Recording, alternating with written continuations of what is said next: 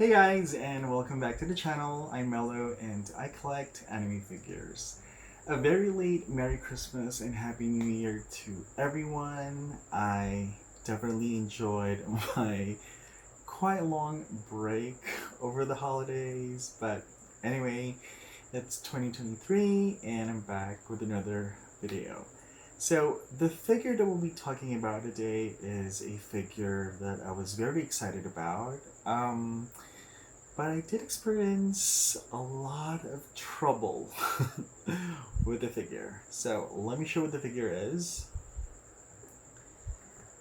It is this pretty amazing Kotobukiya 1/7 scale Levi Ackerman from Attack on Titan, the Fortitude version. Now, we'll start with my review of this figure because my story time about everything I went through with this figure is pretty long.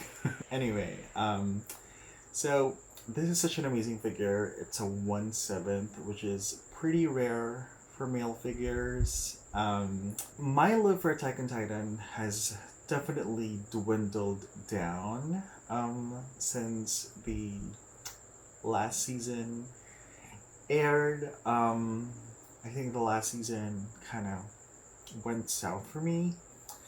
But I still wanted to get like at least one Attack on Titan figure, and I feel like this one was the one to get. Levi, such an iconic character, and I think this is the only PVC figure that's bloody.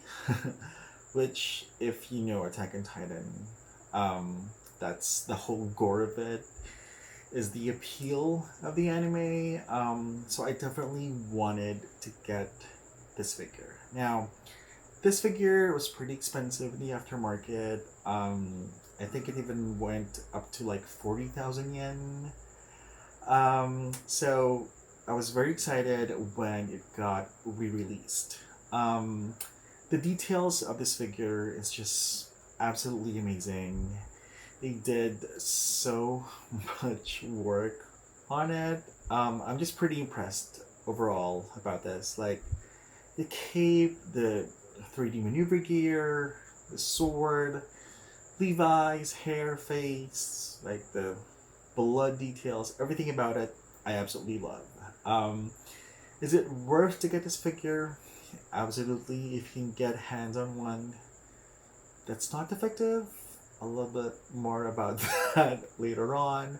But yeah, overall, such a great figure, amazing details. One thing about it, I guess, that I didn't really expect was how much room it takes. Because when I look at it from photos from before, I would think that, oh, it's, crouching, it's not gonna take a lot of space, but it actually does take quite a bit of space, especially because of how the wires loop around. So he's definitely best displayed if you have a riser. So yeah. So figure to me is a 10 out of 10. Absolutely love it. Now, I mentioned that this figure would be amazing if you don't get a defective one because the first one that I got was actually defective, and it's this one. And if you can't tell enough, if it's not obvious enough what was defective, it doesn't have any of the wires for the 3D maneuver gear. So here's the story time. If you don't want to hear me tell the gruesome tale of my journey with this figure, feel free to go and watch another video. I would definitely understand. But if you have time to hear my semi-horrific story about getting this Levi figure, then keep watching, I guess. So here's the entire journey of me getting the Kotobukiya Levi Fortitude figure. So the re-release was announced and I pre-ordered him on Amiyami, which I always do pre-order on Amiyami.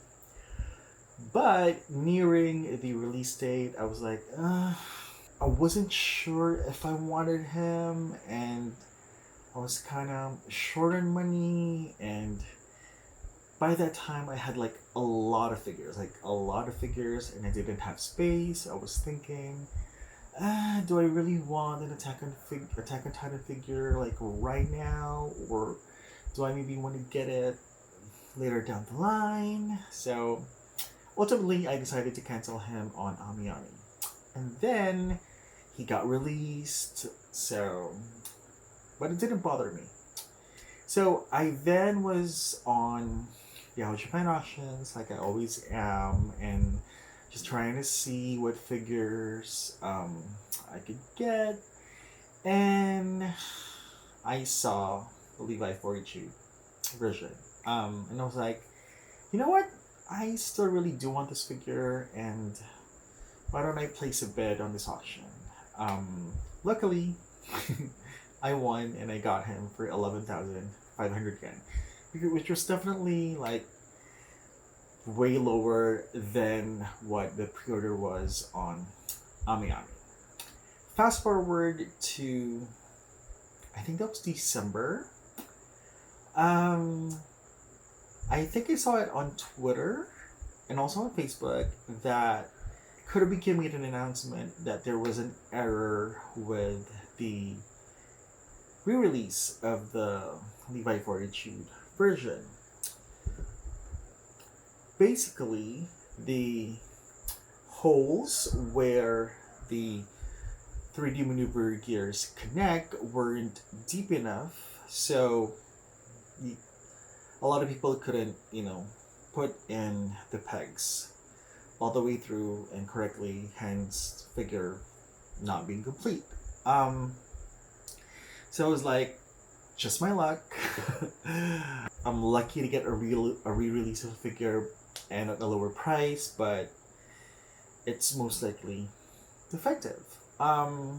It kind of bummed me out because normally when I buy stuff using Buy, I would have it shipped to my friend in Japan, and then I would ship like a big old box to me to save on shipping, and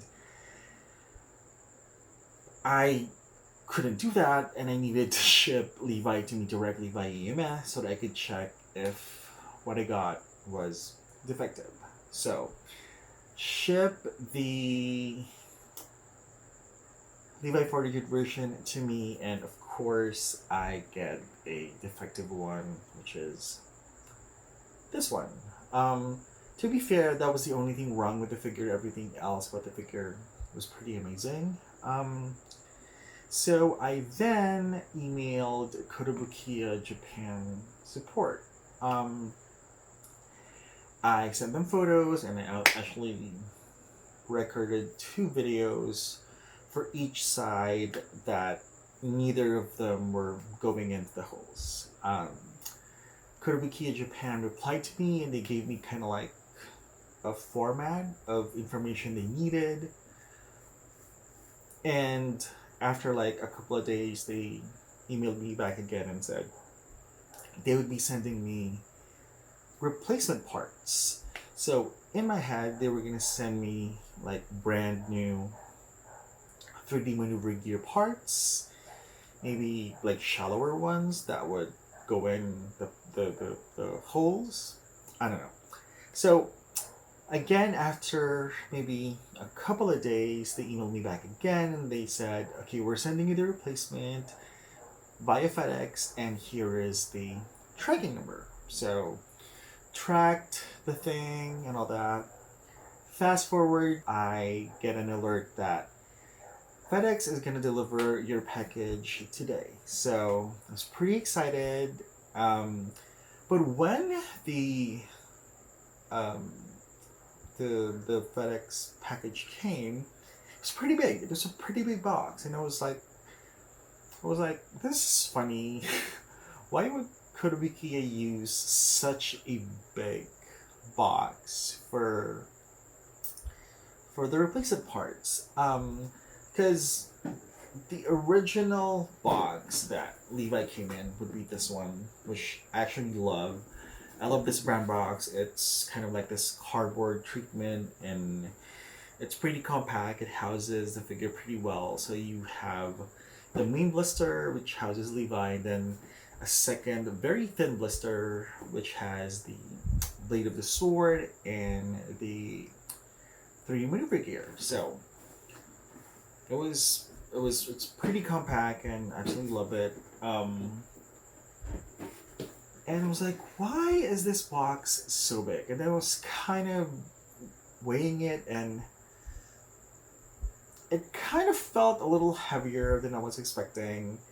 Lo and behold, I open it, and they sent me a bubble wrapped blister of basically everything. So you had another Levi figure and a 3D maneuver gear. So at this point, I had two Levi's, the defective Levi and the replacement Levi. So I was pretty happy because I kind of had two Levi's, even though the other one was defective. So I then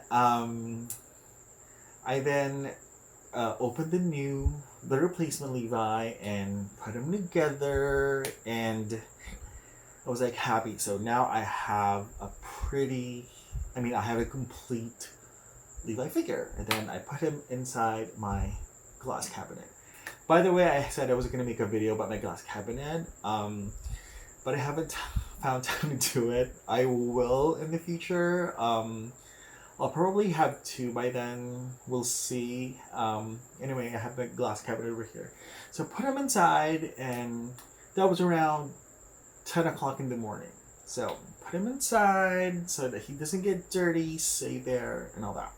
Now, towards the afternoon, that was around like maybe 4 o'clock or 5 o'clock in the afternoon, I was watching YouTube, and then I see a video that I've watched before about an unboxing of the Levi Fortitude version. The video is pretty old. It was like 4 years ago, and I was like, let me click on this and watch it again. While I was watching it, I then realized that I put in the wires the wrong way. So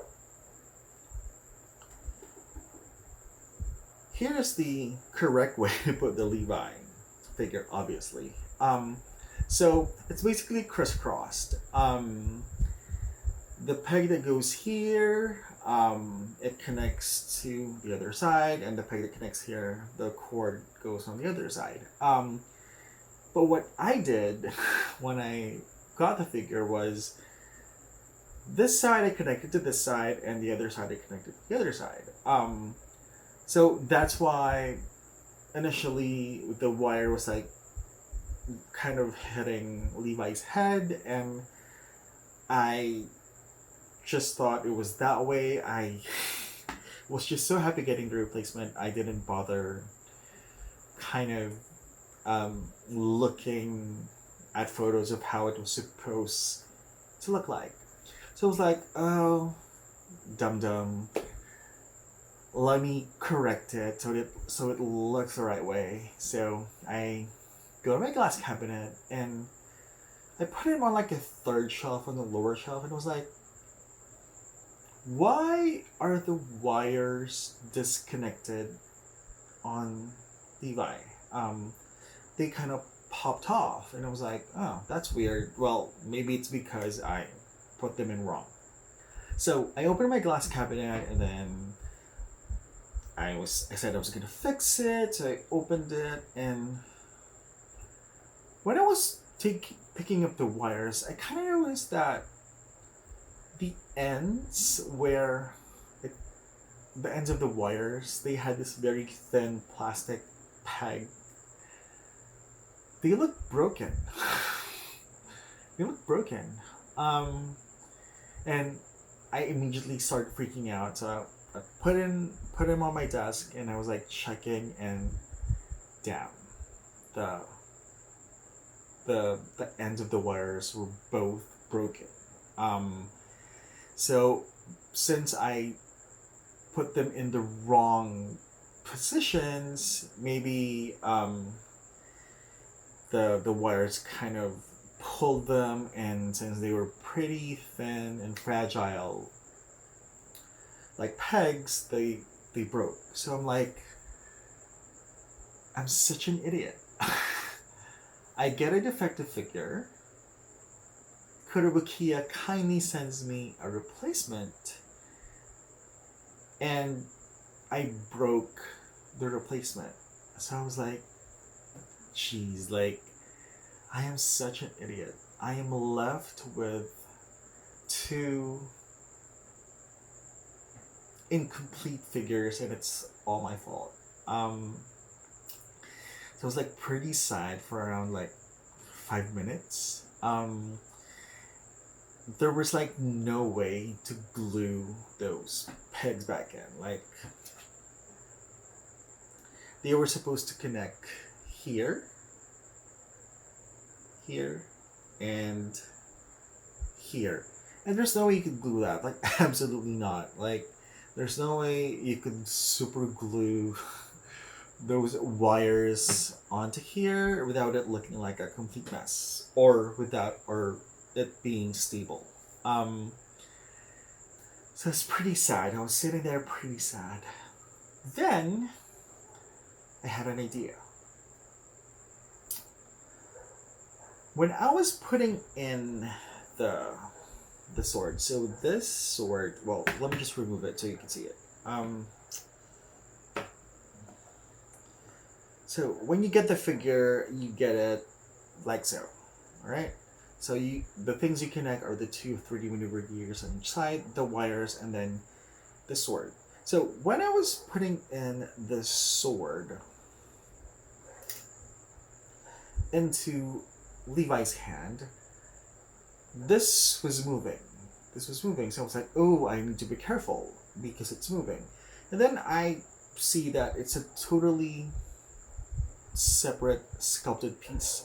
So it's not, like part of the hand sculpt.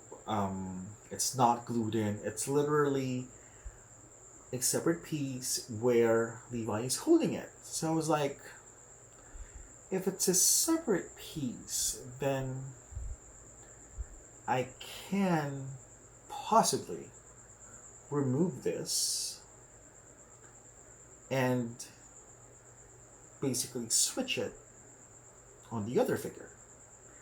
Now, that solves one side of the figure, but how about the other side? Now, if you look at the other side of the, let me take off his cape.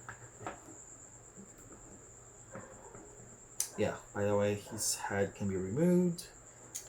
By the way, he still looks pretty cool if you display him without the cape. You still get that, symbol at the back. Jacket's done pretty well. You can see the seam lines as well, but, overall still pretty good figure, and you can display him without the cape. Anyway, so on the other side, I do see that. So this is definitely a separate piece because it's not glued to the hand. It kind of moves, but this sword is kind of inside this, I don't know, sheath. Let's call it sheath. But I thought since it's a separate piece, maybe it's removable. So kind of nudged it, pulled it, and saw that, yeah, it is. Can you see it? That it's not a whole sword. It's like a part of the sword, and they just kind of nudged it into the ridges of this sheath thing. So I was like, a light bulb went up on top of my head, and it was like, yes, I can save this figure. All I have to do is carefully remove these two parts from the defective figure, switch them to the replacement / broken figure, and I'll be able to connect the wires from the 3D maneuver gear, and I'll have a complete figure. So I was pretty nervous when I was doing it, but I was like, you know what? This is like do or die. It's either I try to do this and end up with a complete figure in a defective slash broken figure, or if I don't try it, I'll just end up with two incomplete figures. So I gave it a try, and thankfully I was able to move both of the parts from the defective figure onto the replacement slash broken figure. And that's why earlier I was able to show you this beautifully completed Levi. The pegs on the wires, I didn't like push them all the way in, just because I'd never know if I have to disassemble this figure, so I would just. You can't tell anyway that they're not all the way in, so I'm just happy that I have like a complete Levi figure. So that was my experience with the Kotobukiya Levi Fortitude version figure. Let me tell you, it was a ride. It was a roller coaster ride of emotions with this figure, and yeah, but half of that was my fault for being an idiot and putting in the wires in the wrong places. But yeah, but now I end up with two Kotobukiya Levi figures, the complete one, and now the defective and also broken one. Now, on the email that Kotobukiya did send, they did indicate that they didn't ask me, by the way, to send back the defective one, and actually they didn't even ask me like where I bought it. They just apologized and said they were going to give me a replacement, which was pretty cool with them, like pretty amazing customer service. Because I've seen on my figure collection that for other stores like Amiyami, they would ask you to send back the figure, which is a lot of trouble, and then shipping costs and all that.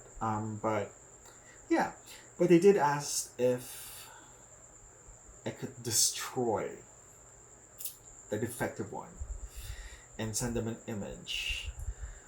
But honestly, like, this is a pretty okay figure. You know what? Without the wires, it's not that bad.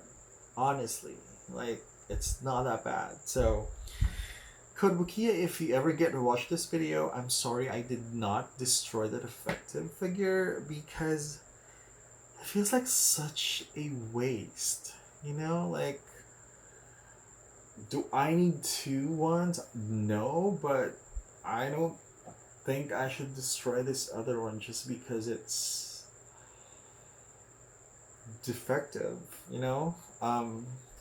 Initially, I was fine with destroying it because I thought they were just sending replacement parts. So I was like, I'll just cut the wires or bend them in some kind of way that's not usable and send them a photo. I'd be fine with that. But this is like a totally complete figure in itself. Like, you could give this to someone and they'll still be very happy.